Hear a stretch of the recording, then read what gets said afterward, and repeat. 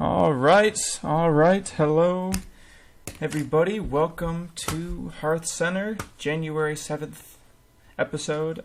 We have some pretty cool guests coming up. I'm glad you guys could join me. My name's Nick Durazio, aka Durazion, and I'll be your host.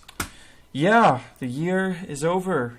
2014 is gone. It was a fantastic year for Hearthstone.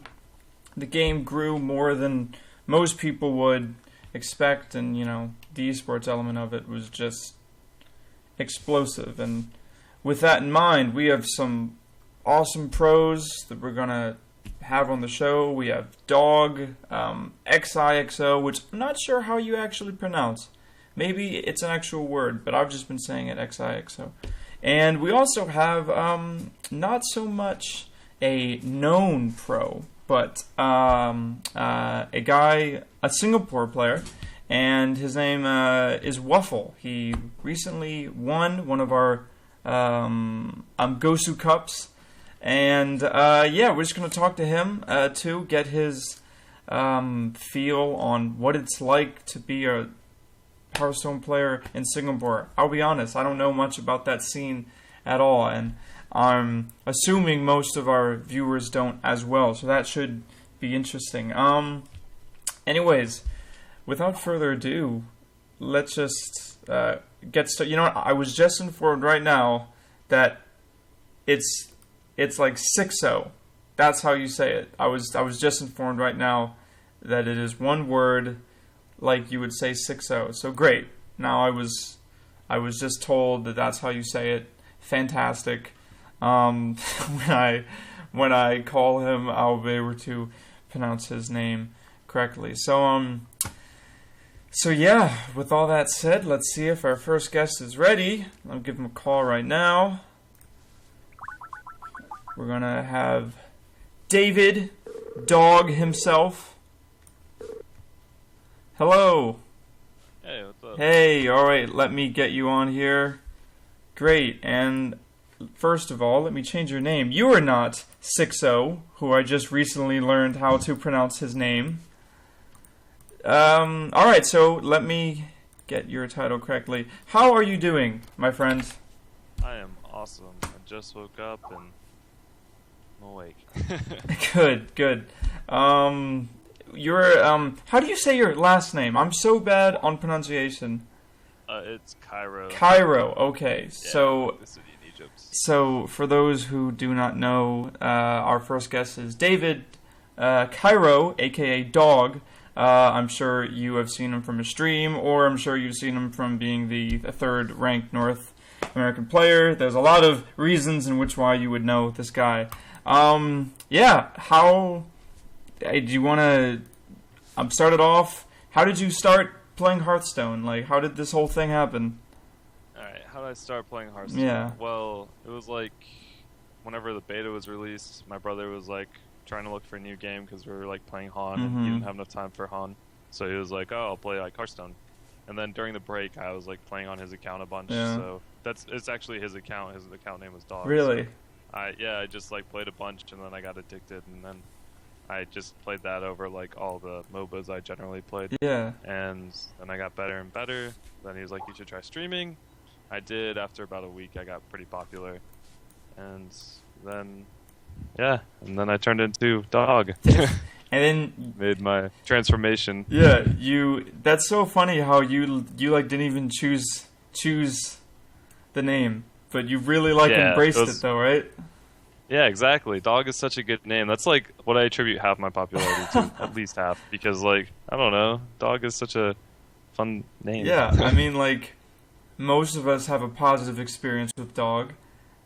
I mean, like, I'll be honest, Hopefully. it's like this is the first time that we've spoke, though I've seen your stream a bunch, but I'm like, yeah, Dog, that's a friendly name, That's Exactly. Okay. So first of all, I'm speaking of your stream. I just got to give you a shout out for your Gosu nomination. You definitely have some fans among our Gosu Gamers crew. In terms of explaining the game and explaining your turns and explaining like this is what I did wrong. This is what I did right. It's top notch. I guess the question: did you ever think that like an educational stream is something that you would do? Like, is that just natural to you? Well, okay. So here's the thing: when I was like first learning Hearthstone, I'd watch like all these streamers, and I'd be like, why aren't there like more in depth? Because like Trump was really good for learning the basics, but like basics are really easy to learn by yourself if you're like half decent in a game. So then I was like, I need something that's like more in depth and like something that's better. So I'd watch Raynad, and then he was pretty good because he was like pretty good back then, and then and he'd explain everything, and then I'd watch like some other people, and so like I kind of catered my stream to like kind of what I would want to watch. So I would want to watch someone who's good at the game, who like explains everything and could help me get better. Yeah. I'm not really like trying to act and like attract a bunch of people. I mean, hopefully like what I do, like explaining plays, attracts people enough.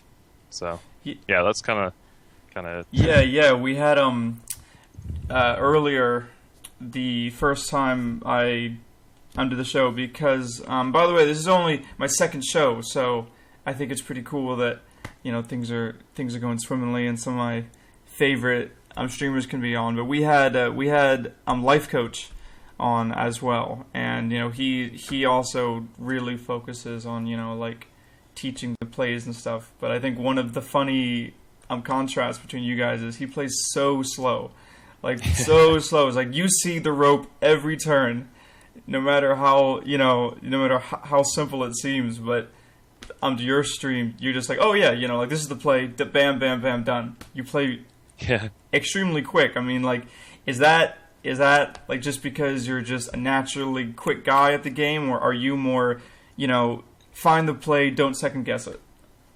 Well, okay. So I was like thinking about why I played so fast and like where it came from. And I think most of it is because like I would play Hearthstone in between my games of like Dota and things like that, but then like the game would start, so I'd have to play Hearthstone and Dota at the same time. So like I would really like in between creep kills, I would just like tab out really fast, and then I'd make my play really fast, and then I'd like tab back in, and now like I guess I kind of play fast because of that. I think because I'm just like, oh, like I gotta play fast. But most of it now is just because like I already know what I'm gonna do. I plan out my turn like while they're doing their turn, and like I don't know, people like ask why I play so quickly. It's because like I know what they're gonna do, and if they do what I think they're gonna do, then I just play like what I thought. And the only variables that change in between their turn and my turn is the card I draw. So yeah, and I can play quickly because of that.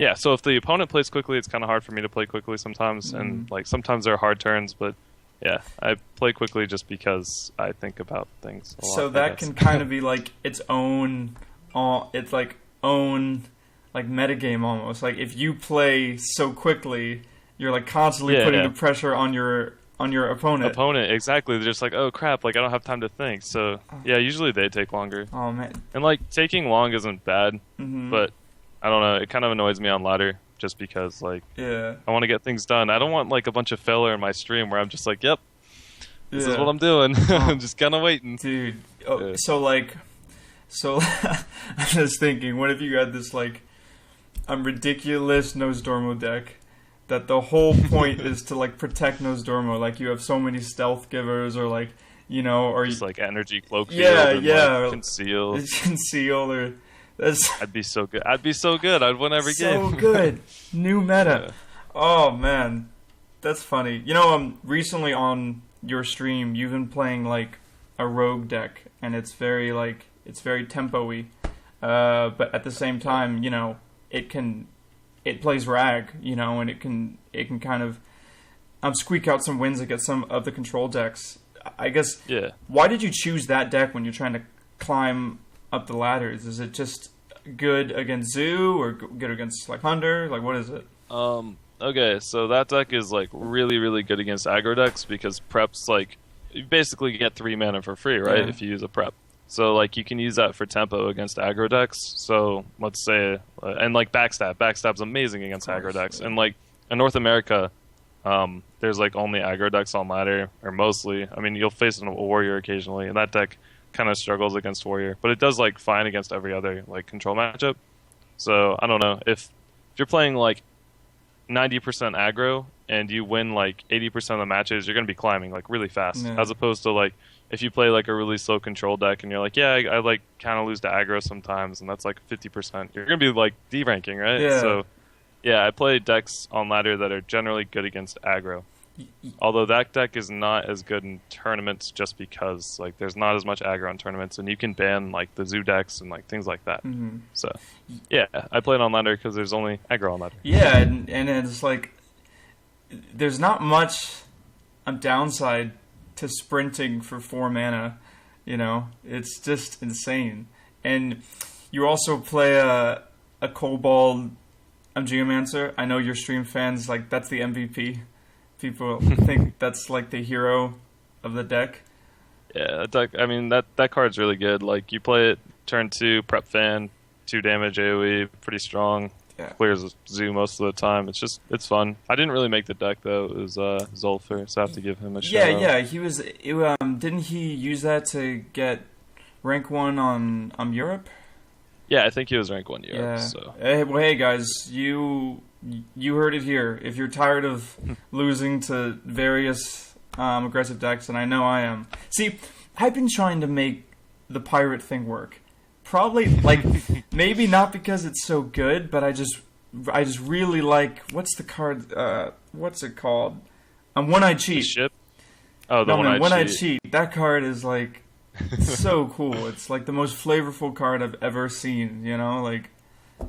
It's pretty fancy. Yeah, just I don't know. Pirates they're fun. They like in the beginning of GVG. I just remember like Xixo trying like a ton of pirate decks, and he was like, "I climbed so much with this pirate deck, pirate new meta." Yeah. And it was just like I don't know. They're fun to mess with, but you know, constructed decks are really like well refined, and it's gonna be like near impossible to build a well refined deck whenever you only have like a few card options. Mm-hmm. I mean, with pirates. Yeah, I mean, you know, that's the curse of Murloc. You can't have a single Murloc card unless you choose to have all of them. You know? Yeah. And if you choose to have all of them, well, it's, you know, like you're restricted because now instead of having the best 3-drop in the game, you have to have the Murloc 3-drop, etc., etc. You know, speaking of, I guess, a refined constructed deck, like, what do you think is, at the moment, the most refined constructed deck? Like, or, like, you know, or the most refined constructed decks with a plural? Okay, so for the longest time, I was trying to make like Demon Lock kind of work and like mid-rangey Warlock, but then in every single scenario, Handlock was better. So I think Handlock is one of the decks that's just like, sure you can change a few cards, but ultimately you're going to be dropping Giants on 4, and it's just like very, very, very strong, and like I don't know, there's very little room for improvement with that deck. I would say, sure, like Demon Lock is better at different things, but I would say Handlock is like one of the best decks. Also, what else? There's like one more deck. Warrior's pretty strong just because like I don't know. It's been the same for the entire time. Like it's just like, oh yeah, you play like Armor Smiths and like Acolytes and crap, and like you just sure there's like some like late game that you can replace, but ultimately you're running like 10 legendaries and just So I would say those decks are just very like hard to improve on, and they're like because like probably the best. Because Warrior as a class, that classic control deck, it really does seem like every time a powerful legendary gets printed, or every time like just a powerful card gets printed, it's going to make Warrior better, because Warrior can just like cycle out its weakest legendary with this new card, and it's like, okay, you know, and in this case, I guess the most pressing would be Dr. Boom. I mean, that card's just insane, right? Exactly. Do you think it doesn't matter? It doesn't matter if like the guy has like 2 BGHs, because you have like 7 units that just can be BGH. So once they're out of those 2, you just keep dropping them. Yeah. But yeah, Boom is like crazy. Would you say that's the new like must-craft legendary? Yeah, for sure. Boom is the only legendary that's good. Vol'jin's okay, but I don't know. Boom is definitely the best. Yeah, you know what? There was so much hype over Sneed's old Shredder. So much hype over it. And it's like, no one even saw Dr. Boom coming. Exactly. Not that many people predicted Boom. Some did, but because we did like a ranking thing. Yeah. A lot of people thought Trogzor. I even thought Trogzor would be the best, but I mean, it just... Yeah.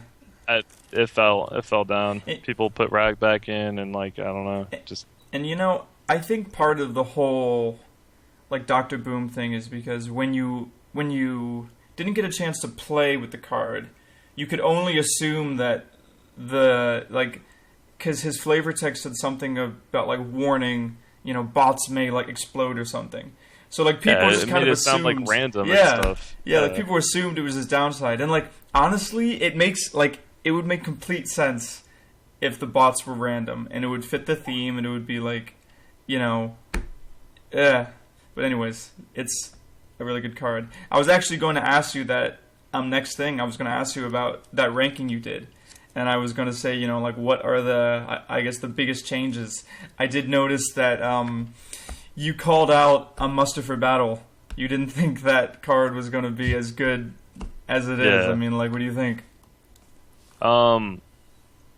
It just depends on the way the meta shifts. Mm-hmm. Like,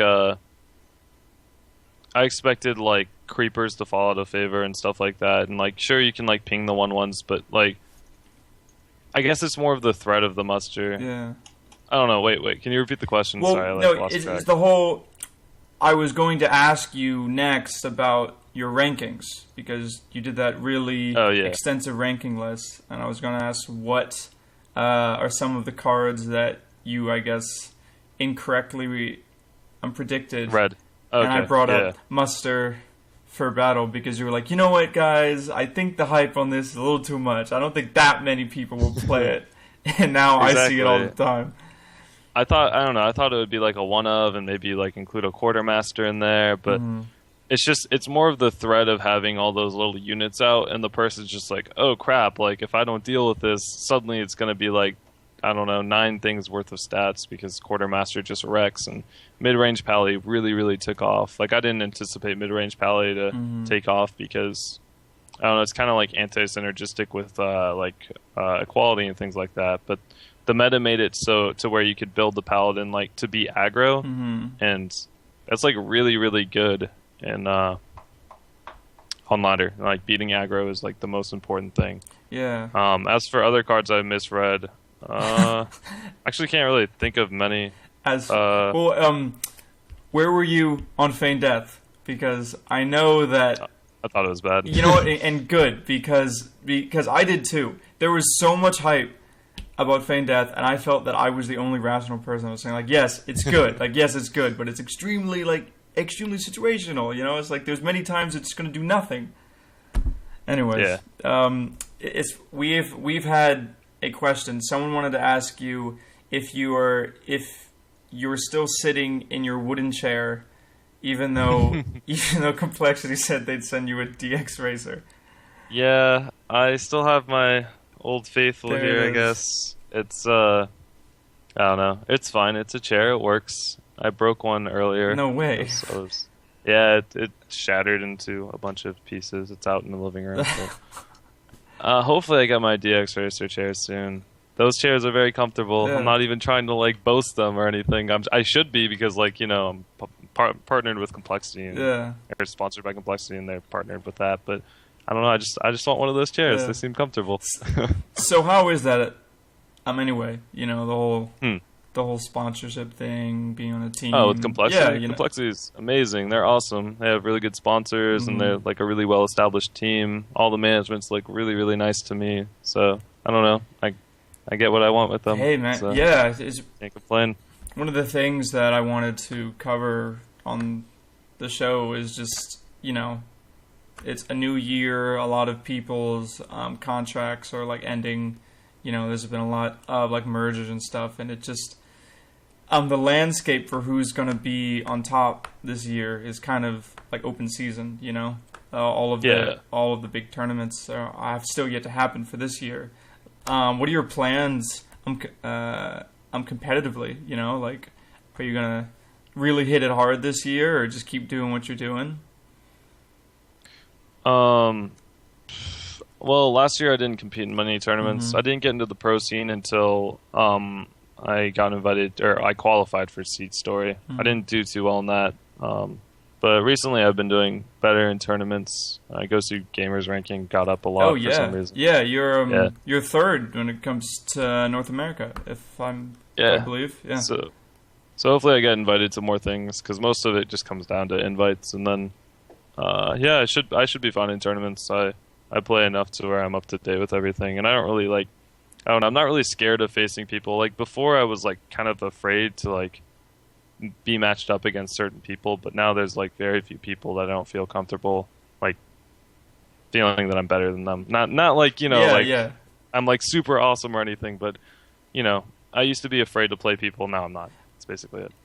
You mentioned that there are very few people, so that means there are still some people that... Yeah, there's still people that I'd rather not play against in a tournament. And who would they be? I don't know, like Nyria is a really good player. Mm-hmm. I'm like scared of him all the time.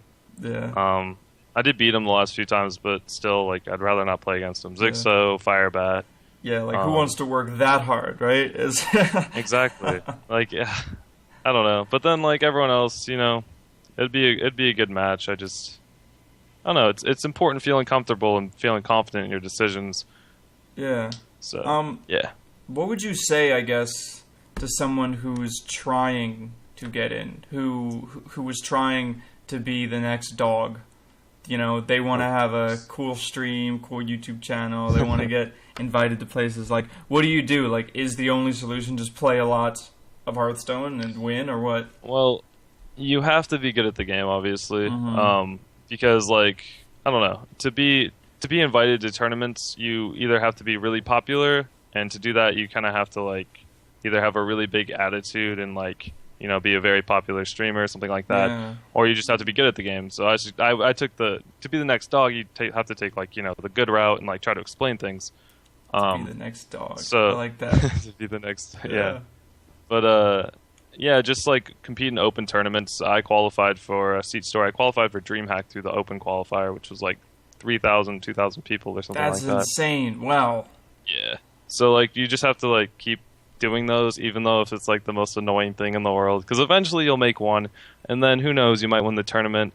Also, streaming is really, really, really important, because tournament organizers only care about numbers, so they will invite the streamers. Yeah. And you know, that's something I think that a lot of players who want to get into the competitive scene, it's like many things. It's like, first and foremost, this entire thing exists is because it's an industry, you know? It's like this... Yeah, you need viewers. Yeah. Like, and it's like, in order to get viewers, you should stream. Do you have any streaming tips? Well, as I said, you have to take, like, two routes of streaming. You either have to be entertaining or informative. If you're doing the informative, or, like, you know, good at the game, if you're doing the good at the game thing, like, no one's going to watch you if you just play, because, like, no one wants to watch someone play. You have to also explain things, and, you know, you have to just take a route and stick with it. Yeah, that's about all I can give. I don't know. I don't even feel comfortable streaming sometimes, because it's just weird to me that people would watch me. Like, I wouldn't watch me, but I would. I don't know. It's strange. I know. It's like, I don't watch. Oh my god! So you're saying that you don't watch your own stream for fun? Yeah. No, honestly, every time I have to look up something, I put it on mute, because I just can't stand my own voice. It's just, it sounds weird to me, and I'm just like, No, that is weird. I cringe hard. I think, honestly, everyone's like that. I think if you're the type of person that likes to listen to your own voice and, like, I mean, maybe you got bigger problems if you're sitting there listening to your stream like, yeah, I sound awesome right now. Oh, geez. Okay, something that I get asked a lot to ask people who are 10 times better at the game than I am. If you're a free-to-play, you have no cards, you have no anything, you have like 50 dust, like, what do you play? You know, like, what do you do? Arena. I was free-to-play up until, like, this... Not really, okay. First of all, when I first started the game, I was like, I need new cards, like, I'm not going to play Constructed, so I just played Arena for a month. Mm-hmm. But, like, I wasn't good enough at Arena to consistently get money back, or, you know, the gold back to play Arena again. So I bought Arena runs, or whatever, for, like, $2. I bought, like, 5. And after about 5, I was good enough to like, keep it up, get 7 wins consistently. Yeah. And then I'd be getting 12 wins and, like getting all these cards. So I didn't play Constructed for a solid month. I just played straight like Just Arena. yeah, just Arena until I had enough to build like 2 decks. And I remember I built Tempo Rogue. And after Tempo Rogue, like I played for, I don't know, a week and I got Legend. Just because like the mechanics from Arena helped so much in Constructed. Oh, yeah. It was ridiculous. Because you learn like all the tradings, you learn all the cards, even the wonky cards that you have to play around. And then Constructed's totally different, but at the same time, Arena is like, it really helps you get to the mindset. So if you're a new player, you have to play Arena because like you need the cards. There's no point in like playing garbage decks on Constructed. You're not going to get very high. So definitely, you just play Arena if you are a free-to-play player. Yeah, and that's actually really good advice because like Arena, like oftentimes you have to compete with like a garbage deck and garbage cards. Exactly, and you feel behind, but like you got to make the best out of it to get that gold back. Otherwise, you might have to pay $2 and you're not a free-to-play player anymore. Gosh, exactly. One of the things that we've been, the Gosu Gamer crew, we've been like working on this like things that we wish like Hearthstone had like for the new year, kind of like a New Year's resolution thing. And one of the things that we've been bringing up is ranked arena. Like some sort of like ranking system or some sort of like ladder. Like, do you think that would be a cool idea? Like, would you like drop everything and like try to get rank 1 arena or what? Rank arena. How would you rank that though? I have no idea. That seems impossible. I mean, like the lore of the arena tournaments that like Tempo Storm hosts are pretty cool. Those are pretty legit. Yeah. But ultimately, you don't want to be. I don't know. It's a cool concept, I guess. It's strange. I don't know how. It's just so much RNG in picking the cards. It's cool though. Yeah. All right. Well, hey man. Do you any last shout-outs? Any last not last words. I keep wanting to saying last words, and I'm like, these aren't your last words. That's rather morbid. Is there anything you want to say? Any shout-outs or anything you want to say before we move right along? Shout out to my manager, Fantasy, Complexity. They're a great organization. All the sponsors of Complexity. I honestly don't know them all, so I'm not going to go through a list of them. There's a lot. There is a lot. It's because we're a good organization. Xixo, everyone I play Hearthstone with, which is like Firebat, Hosty, Show, pretty much everyone. And yeah. Cool, man. So it's Xixo. Xixo? I pronounce it Xixo. Okay, I don't know. Great, because he's going to be on the show too today, and I'm going to say, and if I mispronounce it, I'm going to say Dog told me to.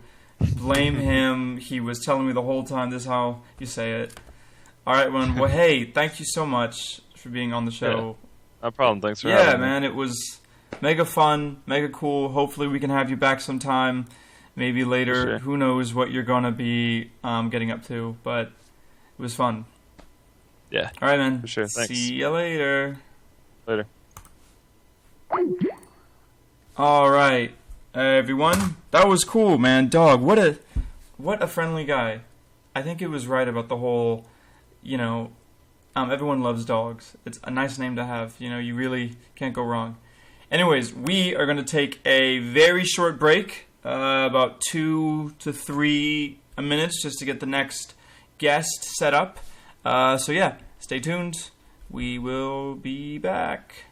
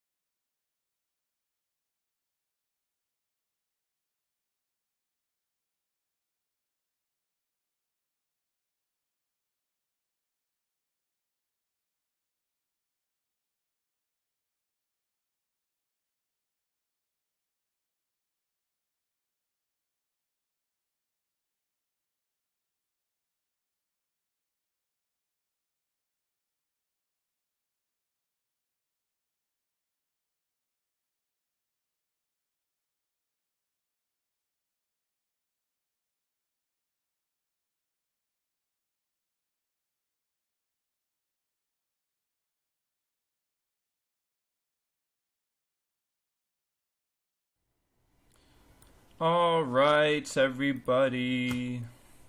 We are back. And we are about to have our next guest. Let me call him right now. He is a player, an up-and-coming player from Singapore, actually. So, let's get a call from him going. Oh, hello, yes. Hi. I was missing. Our next guest should be up. Hello. Hi, Nick. Hello, hi. Here, let me Hi. let me get you on the show right now. Here he is. You are not dog. Hi. Let me change this title. So, welcome everyone. Wuffer, is that it? Hi, yeah, Waffle. You're Wuffer. All right. So, Yep. I guess for all those who don't know you, you can just start off and introduce yourself. Yeah, hi everybody. I'm Waffle. I've been playing Hearthstone for about a year. Yeah, I'm a Singaporean in my last year of college. Yeah, so I'll be graduating in April this year. Yeah, and you've won Gosucup 7, and I believe you. Is this your first win with Gosucup? I don't think so. Wait, let me check this. Yeah, it's my first win. It's my first win at Gosucup. Oh, okay, good. Okay, yeah. good. Only Winnie Moon won it twice. Yes. For some reason, my notes had it all wrong. So yeah, man, how is that? You know, on this show a lot, we talk to people who are sponsored players. These are people who have been invited. These are people who get flown out and all that. But you're very much not that. You're very much an up and coming player. You're trying to make a scene in Singapore. And you're trying your best to compete there. What is it like? I guess to be playing in Singapore, where from what I've heard, the scene isn't as big and it's still kind of on the grounds in a grassroots sense. Yeah, definitely the scene is not as big as compared to like Europe or the America. Okay, for Southeast Asia for the qualifiers, I think we had 2 Filipino players who qualified for the US, the BlizzCon qualifiers. Yeah, but I think due to visa issues, they were not able to go, and this has actually, I think, prevented some spotlight on the Southeast Asia Hearthstone scene. Yeah, so at least for Singapore, I think we are not as strong as maybe the Philippines. I think they're strongest in the Southeast Asia region now. Okay. And maybe like Malaysia, because I think mostly the Hearthstone players in Philippines and Malaysia, they know each other. But for Singapore, I guess we know, like we have our own cliques, but we are not as tight as those in Philippines, Malaysia, or even Vietnam. I guess even Vietnam is quite a strong scene. So it's just more of a solo experience. It's like you don't have anyone that you can train with or you can like practice with, really. It's just you against the world. We do have a few teams in Singapore. I guess they're called Mana Search. I think the only team available now is Mana Search, but they are quite of inactive now. I think the most famous player is Gigi Liu, who I believe is a practice partner of Amas. Oh, okay. In last time, I'm not sure about now. And the team has gone inactive for the past months because there were no tournaments in Singapore and stuff.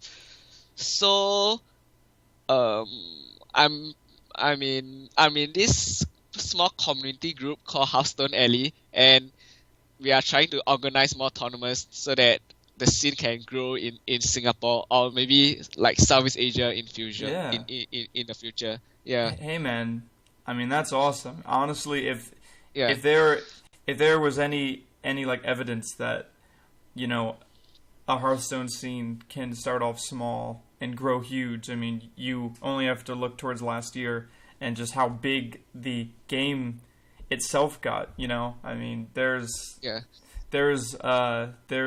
players from all over the world. I'm traveling now for Hearthstone. I guess speaking of all over the world, one of the things that you notice when you're watching streamers or like playing the ladder is that each region has a very different meta. So I know from personal experience that the North American meta on like the ladder is extremely aggressive. You know, there's like aggressive decks like everywhere. I have never played in the Asia region, and I guess I'm asking, what is it like? What's the meta like climbing the ladder in Singapore? You know, like what are the top to decks? clarify, I think to clarify, Singapore is like part of the North America region. Oh, really? Like, wow. Yeah. That's our default server. I didn't know that's this. our default server. Yeah, This- so all our ladder decks, as in, we all play on the NA server. I didn't know There are this. some people who thought that since we are Singapore, we should play under the Asia region. Uh-huh. But majority of the players, I think in Southeast Asia, if you log in, the default server for Blizzard Mhm. is NA. That's really interesting. Yeah, so I didn't know Yeah, that. I think maybe Blizzard has a server somewhere in Southeast Asia, so that we at least maybe for like StarCraft, Uh-huh, the ping is not that high. Yeah, at least if you play in a NA server. But for Hearthstone, I think the ping is not a big issue. Yeah, wow. Yeah. See, and here I am already learning about Singapore Yeah. Hearthstone. What players, I guess, do you look up to? Like, what pro players really makes you want to get good at this game and continue competing and continue to win, you know? Okay, firstly, I'd like to thank you for inviting me to this podcast, Of because course. oh my god, it's such a privilege to be in a podcast with, like, this week Dog at Xixo. I mean, Yeah. who doesn't know them? And last week it was Life Coach. Yeah. Yeah. And personally, I chanced into Life Coach stream just like the past 2 weeks, and oh my god, it was like a lecture. Yeah. Every stream is like a lecture for me, and I learned so much from him. And I think Magic Amy has been going on the stream and chatting, so it has been quite fun also. Yeah. But I think the person I look up most to is Colento, I guess. Mhm, yeah. Yeah, I mean, like, That's as in, understandable. who can dispute that he's one of the best player in the world? Yeah. I think Striveco is pretty good in his own ways also. Mhm. He has made a few decks. They are really competitive in the scene. Okay. Yeah. Yeah, and you know, well, first of all, we're happy to have you on. You know, I think Hearthstone is such a huge game, and there's so many people that play it at very different levels. And, you know, I think that for every single Colento and, you know, RDU and all these, like, big players, there is a point in which they had only won one tournament, you know? There is a point where it was their first win. And, you know, for them, maybe they had it a bit easier getting in because the game was new and not many people were, like, taking it competitively. But you have your work cut out for you because, because now... That's very encouraging. Yeah. But, you know, now people see it as, I guess, the esport it is. Yeah, but I believe the scene, at least for Singapore, as in the esports scenes, has to grow before competitive, as in not only for Hearthstone, even for other games, the scene doesn't support, as in there's not enough sponsors in the scene to support competitive players. Like even for LOL or Dota, we have the most famous Dota player, Ice. He has to like go to China and find a team in China. I think the scene in Singapore is not that developed yet, and hopefully through more involvement with sponsors, events planners, hopefully this, as in I believe esports is as good as sports. Oh yeah. As in hopefully that's a view that I take, and hopefully maybe it will be included in the Olympics maybe like 50 years later. Man. Yeah, I can just imagine Hearthstone Olympics. Oh my god. Okay, maybe Olympics for esports. Yeah. Olympics for of course. Yeah. We had WCG last time, but I guess it went away after a while. Yeah. So, I guess just to to focus in on you as a player specifically. I know that you favor Handlock, and I know in the Gosucup that was one of your decks that really won a lot of the crucial matches for you. Is that correct? Right? Is my info good on this? Okay, good. Because I was like, I already said that Singapore doesn't play on NA. So, no. But yeah. So, why do you like Handlock? Why is that the deck that you feel most comfortable with? I guess. I guess most players, as in, wants to progress from maybe a casual player to a more serious player, you tend to favor control as it might be more consistent and stuff. Mm-hmm. So I think Handlock after GVG, it received a very big boost due to like Antique Hillboard. Mm-hmm. Yeah, I think Antique Hillboard was a big boost to Handlock because you can now play Molten Giant at 10 health and heal up to 18. Yeah. So and it puts you out of little range for a lot of decks. Like I think like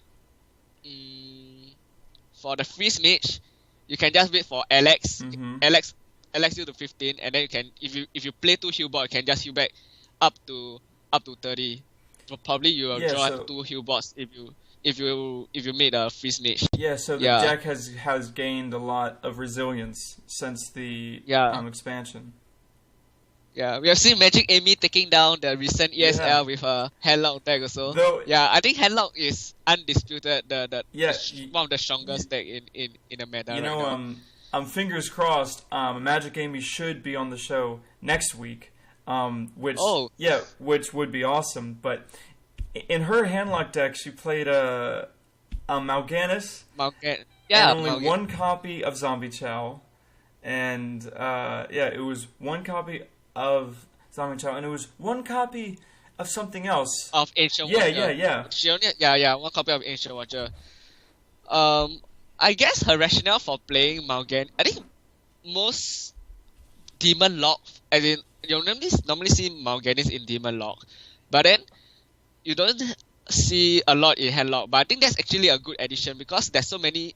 Everybody is running BGH now. Mm-hmm. Some as in Big Game Hunter. Some decks are even running 2. Yeah. But with so many BGH target in Handlock, your Mal'Ganis might get a lot of value. Like he BGH your first giant, and they have no answer for your Mal'Ganis. It's true. Yeah.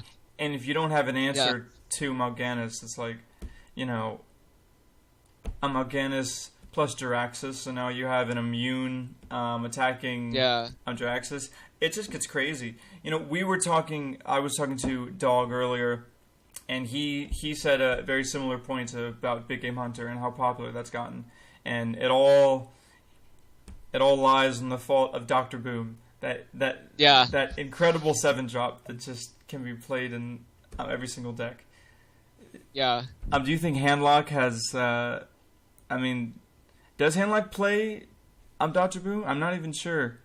Oh, yes. I believe they should, Yeah. Man, it's... Because they don't have any big creatures, like at the 7-drop, I think Dr. Boom is the best at the 7-drop now. Yeah, I can't really think of any other 7-drop that comes close. And I think that's why it's so powerful, because most decks just skipped from 6 to 8. You know, like people didn't even have a real 7-drop before it. Yeah. But I've been experimenting with Neptulon for Shaman, and I think it's pretty good. Yeah, because like what my friend said, it's sort of like a sprint, a 7-mana sprint, because it refuses you with 4 cards. But just that the cards quality are not that good because it's giving 4 Murlocs. But still, it's still giving 4 cards, and you put a 7/7 body on the board. And and I personally think that's one of the most powerful cards in Arena that you can ever draft. If you're Shaman and you get that card, it's like, I don't see how you can lose if the board is in any state of equilibrium. Because you just get 4 creatures that, you know, they're dumb creatures, but like in Arena, they trade. You know, like in Arena, you almost always get value from them. Yeah, I'll be expecting to see more, I guess, to see this in future. I was just watching the deck wars, and I think Faramir brought a very interesting mech shaman Oh, into play. Yeah, really? I think it's always. Can you like I guess expand on it because I haven't seen that yet. He just plays like Yeti, the whirling old medic with the power working around the power mace. Yeah, so That's pretty I've not cool. seen a combative deck that works around Max Charmer. So, and I don't know how strong it is, but okay, at least I think it's quite brave of him to bring a new deck into a tournament. Okay. Yeah, so okay. yeah, So, I always admire players who bring innovative decks to the game rather than playing it well, like net decking and playing it well. And I think Colento that's why I respect Colento so much. He's the forefront of like deck innovation and stuff. Yeah. I believe he won the innovation category in our Gosu awards when it came to innovator. Well deserved. Yeah. Well deserved. Yeah. So okay, then speaking of innovative decks, now that I know you play on North America, I'm sure you have encountered that exhaustion druid deck with Tree of Life and all that. Personally, I think that's one of the coolest decks that have come out of Goblins vs. Gnomes. That deck is just awesome. Have you ever tried to play it? I've not tried it because I don't have the Tree of Life card, but I've played against it once. And okay, I think against Control is really awesome. Yeah, I think Control is really awesome. It bursts away the card, it takes away your big creature with Naturalize. Yeah, but I've not played enough against it to give a conclusion. Yeah, I've not really researched about it. But from what I heard from like forums and from my friends, they say it's pretty good. I think they say, from what I read from forums, they say it has an 80% win rate against Control. Oh yeah, and so yeah, and honestly, I think that we mentioned before Antique Hero Bot, and it's just an inherently good card, but that card does so much work in that deck because you have the young Pandaren Brute, the young one, so you can almost always get extra value from your hero bots. And like Tree of Life, the reason I think it's so good is because basically it just resets the game after they've already exhausted like everything. So they've exhausted all their things, they've exhausted all of their threats, and it's just that deck takes use of poison seeds, which no one uses, and it like makes use of it so good. It's like probably one of my favorite decks. Yeah. Though personally, I'm trying to get the pirate deck to work on ladder. Oh, actually, there's a recent, I think last weekend there was a good game convention held in Singapore, which was like the biggest regional Dota tournament. Oh, really? But we had a side event, a Hearthstone. So one of the finalists during the semi-finals, he actually brought a pirate deck. He actually brought a pirate deck. I think his name is White Sushi. I think Singaporeans don't know. So he actually brought a pirate deck, and he actually won. He used it against Hunter. Wow. And he burst the Hunter down before the Hunter could even kill the pirate. Oh my god, that's the most stylish way to beat Hunter I've ever heard of. Yeah. So I think it's still viable, but I think a more interesting rogue deck is the hype deck that he brought to ESL. Yeah, I've been toying with that deck around in ladder, and it's pretty fun. And I think it takes a lot of practice to play that deck well. What's your win rate versus Zoo and like versus Hunter, and like how do you play that?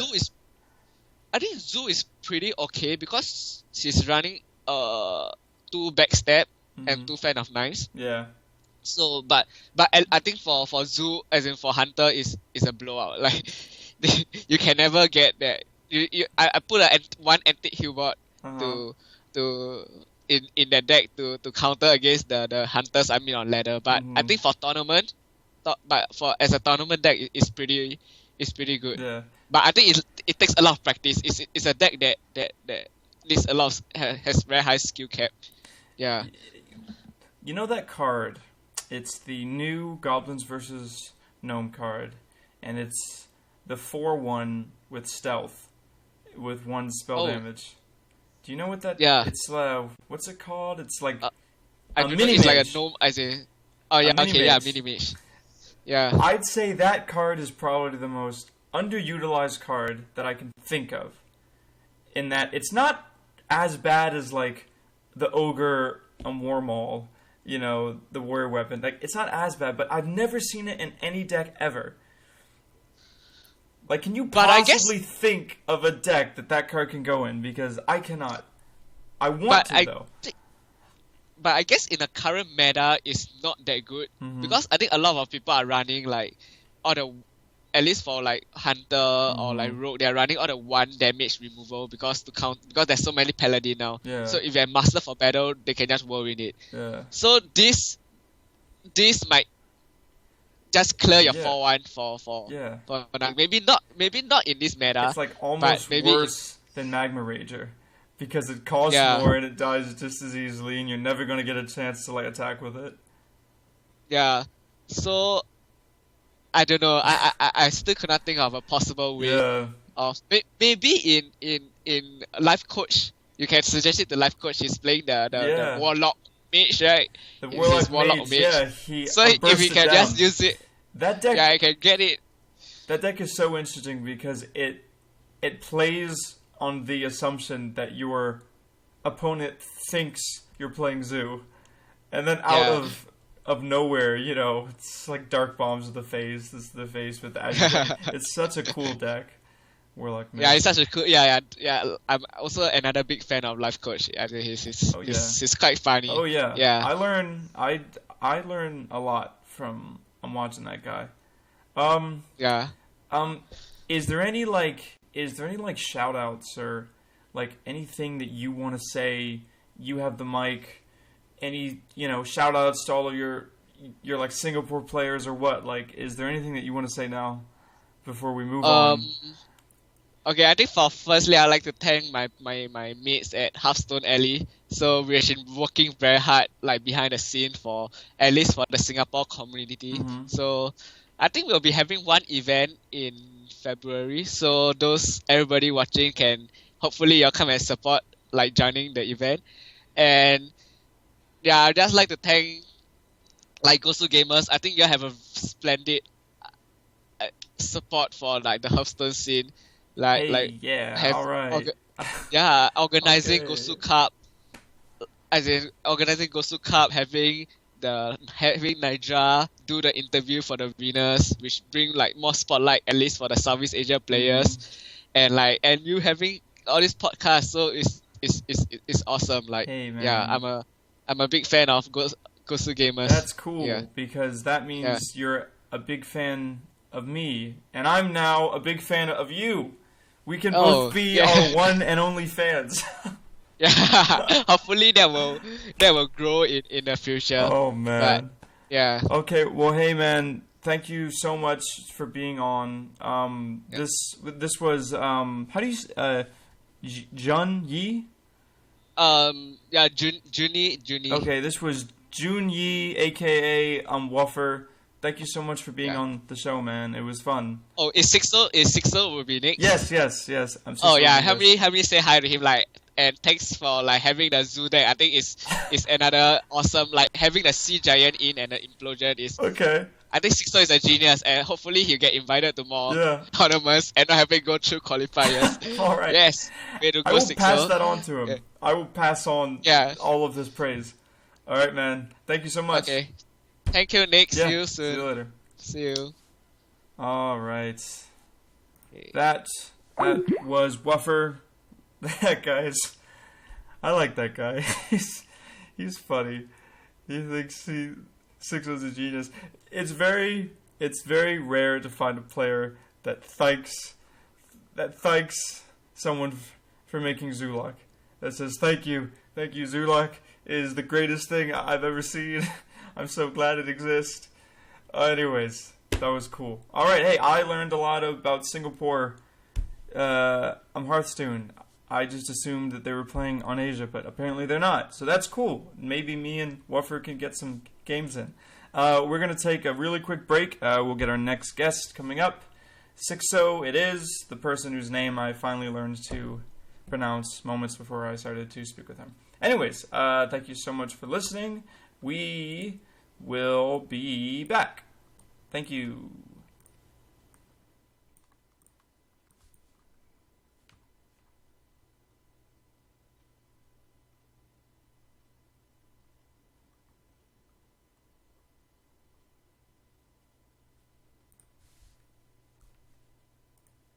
His technicolor bit about a shell inside the games you've been staging. It's like a vision of dreams littered in cake stand from out the 80s and 90s boxes you played in. Stay glittered in colored gold from dot matrix and wooden television. Prophetic ass visions. Not to mention the fashion is out the fucking image from tighter clothes and rose gold. Say stay fitted. Spark the art and remission without no competition. While plugging in the controllers to change the next mission. Apply positions of precious and electrical missions. From out the path that light inside your eyes missing. Inside these stars we can see the truth of life just in. Outside the path of the galaxies where the bars audition. And intersects upon that technicolor path. It's rooted in a plane but instantaneous lab. So digital bath of our thoughts as I grab more souls from out that life within the spark of that graph. Gravity takes place in the space of center mass, multiplied by the love that you felt as a lad while playing the Sega Genesis in basements on pads deep inside the Hyrule of the addicts of the past. Gold cartridge I had as a youngin' from the last. I never forgot my come up. That's what made me as I am. Been blasting through different galaxies, starving pits of Lazarus, dissolving all these galaxies while chasing in these. All right. Hello. Hey. Hello. How are you? All right, everyone. With no further ado, we have our next guest coming up on the HearthCenter podcast. There is no way that you haven't heard of him before. He is the first player to get rank 1 on all 3 regions. Without further ado, it's Xixo. Hey, how you doing? Hey, doing fine. Just woke up, but You just woke up. Hey, man, that's cool. Our last guest, it was 2 a.m. for him, so he was up very late just to be on the show. And he actually has a message that he wanted to give to you. His name is Wuffer. He was our Gosucup 7 winner, and he says that you are a genius, and he thanks you for creating a zoo with sea giants. God, he plays Zoo. What a scumbag. Yeah. The thing is, exactly, that's what I was thinking. I'm like, dude, it's so rare that you get someone thanking. You're like, oh man, thank you. This is the best deck ever. But he's a huge fan, so he was just pumped to be on the same show. Damn, I appreciate it. Yeah. So anyways, man, I mean, I would say, how have you been? But it's the first time we've ever met, so hello. Hey. I guess just to start off, where are you now? You just told me something I think is pretty interesting. I want people to know. I'm in California at the Wood Gaming House. And all of for like 2 more months. Yeah, and all of those typing sounds that you guys may hear in the background, those are people playing StarCraft. So that's pretty cool. Do you play? Yeah. Do you play any StarCraft still, or is it just Hearthstone? No, I played like 3,000 games of StarCraft like 2 years ago, but I quit the game. What race did you play? Protoss. Protoss, awesome. Because I was about to get really upset if you were Scum Terran. I was like, man, I don't want to have this. I don't want to have this conversation. Anyways, just to start off. Whoa, by the way, my name's Nick. Hello. Hey, Sebastian. Okay. Just to start off, I just want to appreciate the pirate love on your stream as of lately. Because I have been trying my hardest to get the pirate thing to work for myself, and it's not been going well at all. And you've had some similar struggles with the pirate deck. Is there anything that you want to comment on the viability of this deck in ladder? I mean, I got from rank 8 to rank 1 so far with pirates. Nice. So Wait, I think those are viable. cool. Yeah, and you play ×2 Patient Assassins. Yeah, skipped 1 by now. Okay, so what's the thought process behind that? Because, you know, like, should I craft this card and put it in my deck, or what? I mean, it's 2 mana and kills everything. It's like, also, you can play it preemptively. Mm-hmm. But it's really weak to AoE, obviously, since it's at 1 HP. So Yeah. it's a really interesting card, and I'm not sure if it's worth running yet. But someone has to give it a try, I guess. Yeah. And I guess, honestly, from what I've seen, really, and played, really the workhorse of the deck is the pirate card. It's the 3/3 for taunt. For some reason, I'm forgetting its name. The 3/3 for taunt that is mana cost can be reduced down to the attack of your weapon. Yeah, because Yeah. That card, man, talk about tempo. That's probably like the reason why the deck is maybe viable, right? Or why it even competes. Yeah, like that card comboed with the ship's cannon or with a South Sea Captain. Mm-hmm. It's just pure value if you have like a 3 damage dagger, so it's at 1 mana. Yeah, that's insane. All right, well, hey, man, cool. I'm watching more of the stream, and I hope that, you know, you stick with the pirates for a long time, because I've been loving it. It's been very fun. Yeah, I'm definitely gonna stick to pirates for a little longer. Nice. So I'll get down to the thing I'm sure everyone wants to hear, and excuse me if you've already talked to death about this, but it must have been a huge undertaking to get rank 1 on all of the servers. Like, how does one even begin to do that? So, like 3 or so weeks ago, I played in the weekly ESL Cup, the qualifier for the Legendary Series, and I lost to some really unfortunate draw, so I got kinda upset and just spammed ladder, and like 3 hours later I was number 1 on NA. Then I started my stream and played on EU, and within 3 hours I got from rank 300 to 1 as well. Oh my god. So I was like, well, being number 1 on EU and NA, I might as well go for Asia. Yeah. So the next day I started playing on Asia and ended up on number 1 as well. Oh my gosh. Well, wow, you make that sound extremely easy. I'm sure there's so many players listening to this. It was kinda easy. The deck was like kinda broken since no one played Big Game Hunter. Mm-hmm. So the CJ had just insane value. Yeah. So Just a really good deck for the meta. So how powerful is Implosion? Because that's really that's kind of the star, right? It's like Implosion and Sea Giant. They kind of compete for the MVP spot. Yeah, like Implosion isn't the best card to snowball a game because it's still weak to AoE, but it's like a really good game to like get you ahead in an even game or to give you a comeback, because usually most zoo cards are like buff based, so you need a minion at the start of your turn to use the buff on.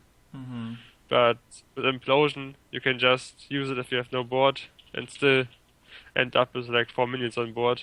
Yeah, it's just insane. And you know, you said that part of its power is because no one was playing Big Game Hunter, and so they had very little answers for the Sea Giant. I'm curious, is that what happened at the Pinnacle? I believe it was Tides of Time.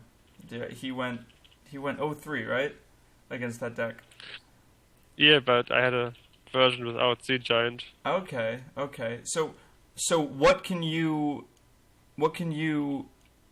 account to that sweep then? To that sweep on that round? I mean, I had really good draw the first 2 games. I had like 4 damage Implosion when I needed it.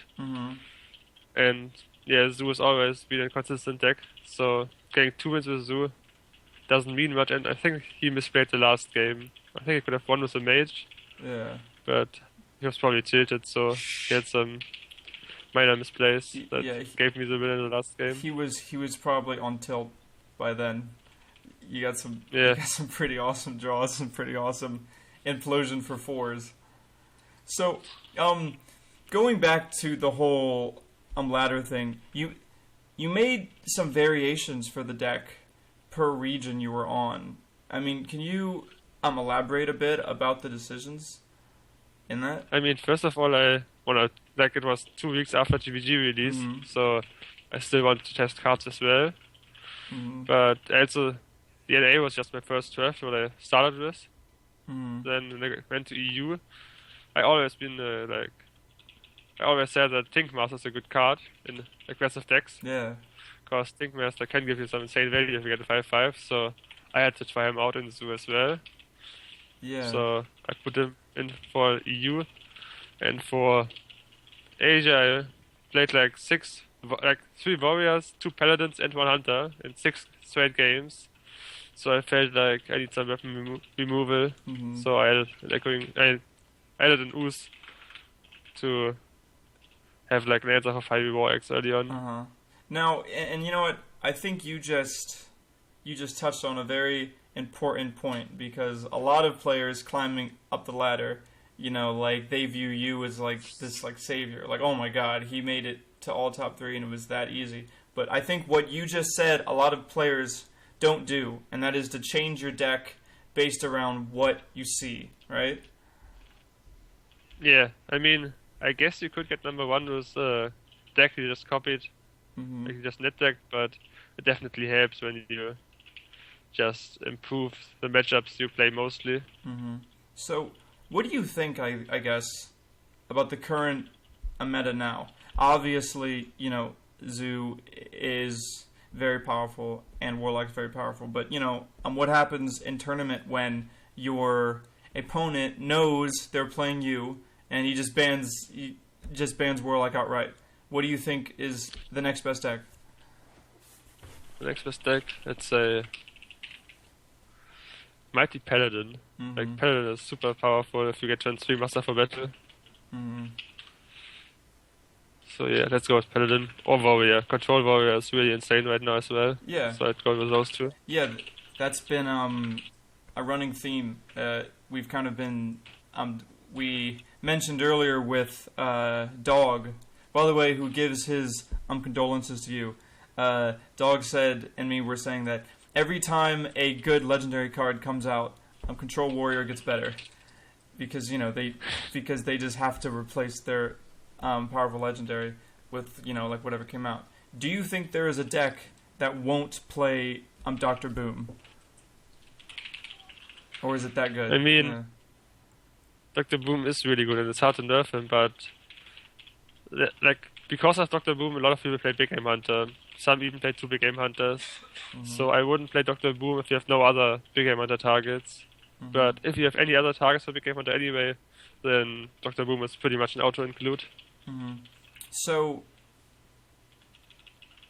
you mentioned that he would be hard to nerf, and I think that's an interesting sentiment. If you had to somehow nerf the card, what would you change about it? What do you think is the most powerful aspect? I mean, it's just a way too solid card, because even if you get Big Game Hunted, you're fine with it, because the Boom bots can deal with the Big Game Hunter as well. Yeah. And a lot of the time Blizzard just releases new cards to balance out old cards. But how would you release new cards that nerf Dr. Boom? I don't know. Yeah. Because can there be a 7-drop that you would play instead of him? And if there is, I don't even want to see how powerful that card's going to be, Yeah. I mean, shoot, that's the same thing that, Illidan suffers from that. I think Illidan used to be a really awesome card, used to be completely, broken, it used to be so powerful, and now, he was nerfed, and there's no way to ever make him viable again, because he's just, not good. And Yeah, he needs like another HP because 5 HP is just too weak. yeah, I'm glad that you had some success with Tinkmaster. No wait, yeah, Tinkmaster, right? That's the one. Yeah. He was actually my first legendary I ever opened, and I was super like excited. And literally like weeks later, he got nerfed. So I was like, oh. He was mine as well, my first legendary. Oh really? Man, what are the Just odds? like the week before Fight Night, and before Grip played it at Fight Night, people thought it's like a really weak card, even before the nerf. So I was so short to just disenchanting him. Wow. Because people didn't know he was that strong at the time. Yeah. Glad I kept him. Well, because the whole concept of using him as an answer, using him as like removal, like using him as basically a silence effect versus some cards and a straight out like removal effect versus others. I don't think it was very easy to spot, like especially back then when the game wasn't nearly as competitive as it is now. Yeah, I played him just because I just started playing like a week before. So I was like, cool, legendary, I have to put it in my deck. Yeah. But yeah, I would say Kriparian was the first to like really use him competitive and show people how broken he was. Yeah, we've been talking a lot about goblins versus Gnomes cards, and the expansion's been out for about a month or two now, and like the meta's finally maybe starting to settle down. What are some of the cards that you thought would be really powerful but just aren't? Let's see. I need to open the cards. There was one. I need to Oh yeah, sure, man, sure. look at the cards. I know that Dog thought that Trogzor would be insane. He thought that card would be really good. Turns out it's not as good as people thought it would be. I wasn't sure if Trogza is fast enough or if it's just an overpriced Lothab. Yeah. I really wasn't sure about that card. Yeah. And the thing is, it's actually worse than Lothab because it still gives them the opportunity to play spells that would be lethal. So sure, I mean, it punishes on the spells, other hand, but, it's yeah? but it's more than one turn. That's the upside. Yeah. Lothab only works for one turn. Yeah. Is there ever going to be a meta in which Lothab isn't like present in so many decks? I'm not playing Lothab right now. With the release of GVG, the game became way more minion-based rather than spell-based. So Lothab indirectly got nerfed with the GVG release, in my opinion. That's very interesting. And now that you say it, the wheels in my head are turning, and I'm like, wow, that makes sense. That people don't play Lothab anymore because, like mech warpers don't care when you can't play your spells, right? Yeah, and for the card that I thought would be better, I'd go with this Xixo Shredder. I thought that card was like a staple in control decks after release, because like I thought you play an 8-drop 5/7 and probably get like another 8-drop of the Death Rattle. Yeah. I thought that's like insane in control decks, but turns out even for control decks it's too slow. Yeah, and like you can just ignore it. Like you can just ignore the 5/7 and like sometimes you get Lore Walker Cho and you're like, okay. Even if you play him, you have to like play for him, so you would also have to add a silence, since otherwise you can never play him and not be scared of Sylvanas as an answer. So seems like he's not worth. I know so many people were on the Feign Death hype. Were you on that bandwagon? Did you think Feign Death would just be the end all or what? No, like I thought that card would be unplayable. I'm kind of surprised that it's found some play in some decks right now. Yeah. Because like Death Rattles are nice, but even if you get like 2 Death Rattles Formula 2 drops for 2 mana, it's not really worth the card you spend. So it's just too situational. I wasn't a fan of the card. Yeah. So now that it's 2015, a lot of the all of the biggest tournaments of the year are like yet to happen, and now's the time you start qualifying. Now's this time you start trying to get as many seeds as possible, I guess. What are your plans competitively? My plans for this year, Mm-hmm. I guess, winning BlizzCon. Winning BlizzCon. That is a good goal. Were you there? Were you there last year? I mean, yeah, No, last year. no, I wasn't. Oh, I was in Germany. oh man, it's very cool. It's funny, through sheer dumb luck, I was like a kid and I went to the very first BlizzCon, and it was awful. It was so bad. I don't think many people know how like lame and like disorganized the first BlizzCon was. But yes, man, that'd be really cool. I hope to see you there next year. Is there anything else, I guess, that you can tell our listeners who want to get better at the game, who want to climb the ladder? You know, like what tips, I guess, would you have towards someone who wants to do what you do? I would definitely always plan out your turn ahead. Like if you plan out your turn ahead and know what you're doing before you started, there's a like way less lower chance that you misplay, you attack wrong, you might miss an armor from an armor smith or something. Mm-hmm. Just wait till you know what you're doing that turn and then do it. Don't start playing a card and then thinking. So plan out your turns, and like, I guess a practical like example that I think a lot of players struggle with is when to use the coin. You know, like, and I know a lot of that decision comes in planning in advance, right? Yeah, like if you know, like you use coin usually early on unless you need it to cover another turn. If you see you have another dead turn, then it becomes kinda worthy to keep. But if you know how your next 2 or 3 turns will go, you usually can make an easy call if you have a coin already or save it. Mm-hmm. Do you play arena much? Are you an arena guy?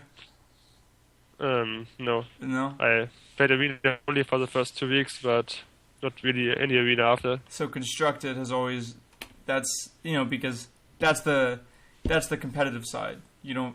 That's what you want. Yeah, I would play at. arena if there was like a more competitive arena scene, but Yeah, so like if there was, I play for the competition, so arena isn't my thing. if there was right some now. sort of ranking or something like arena ranking, you would be down for that. You would play, or more like tournaments. I'm not sure if I would play just for ranking, but if there was like maybe more than 12 wins, Mm-hmm. like if it would go to maybe 15 wins or like if there was infinite some- wins.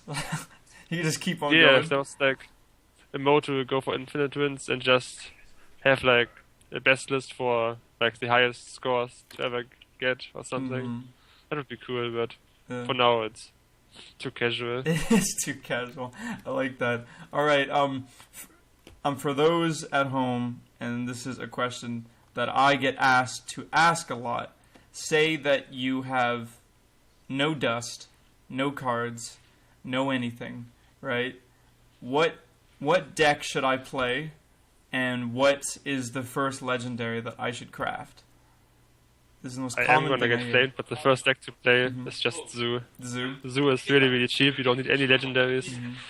so you can save that. But as far as legendaries, I wouldn't craft any unless you like draw some legendaries off packs. I wouldn't craft a single one because you'll be really mad if you craft a legendary and open packs later and get that one legendary. Really? So like, oh, okay. So you're saying don't even craft the legendaries; they'll come eventually. Craft the epics and the rares that you need for the deck to be stable. Yeah, like early on, if you really don't have packs, I would craft like a couple of commons you need for Zoo, Mm-hmm. but that's really, really cheap. And afterwards, I would just save the dust till you really know what you're doing. Okay. Yeah, you know what? I've never heard anyone say that. I've like never heard anyone say, "Listen, don't even craft the legendaries. They're not even worth it." Well, there you go, guys. You've heard it. Stop crafting legendaries. Just open them and get lucky. What was your first Goblins vs. Gnome legendary that you opened? Oh, did we lose him? Oh, we lost him. Well, I think we're reconnecting now. Maybe we will never know what his first Goblins vs. Gnome card legendary was. Alright, let's see if we can connect. There's me, by the way. There's a little picture of me if everyone was curious.